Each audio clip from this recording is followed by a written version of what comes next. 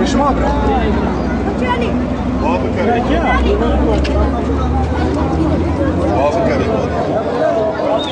لا الله ne telefonu var. Bu kaçıyor ne diyor? Var ne diyor?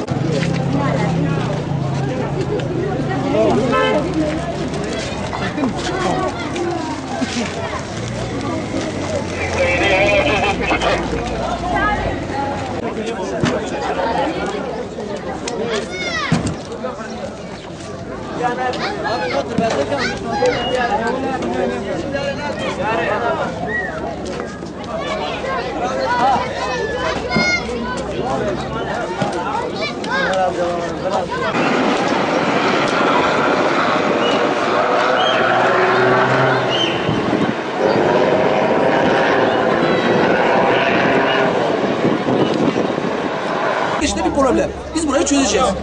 Sayın amirim burayı göz ardı ediyorlar. Buraya bakmıyorlar. Önemi yok. Ama ben bir şey söyleyeyim. Bak mahalle vatandaşları siz buradasınız.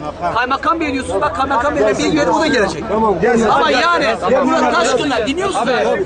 Taşkınlar var ya buraya şey gerek yok. Davanızda haklı olabilirsiniz. Bunu da ortaya olumlu tepkinizi ortaya koyuyorsunuz. Biz bunu gereğini yapacağız. Olur mu güzel kardeşim? Ya bekleyelim. Ne zaman yapacağız? Abi burada gelip çalışmalar yapacağız. Abi olay bir şey yok. Kaymakam dersin kaldıralım. Kaymakam dersin. Geliyor abi. Bir saat geliyor. Tamam.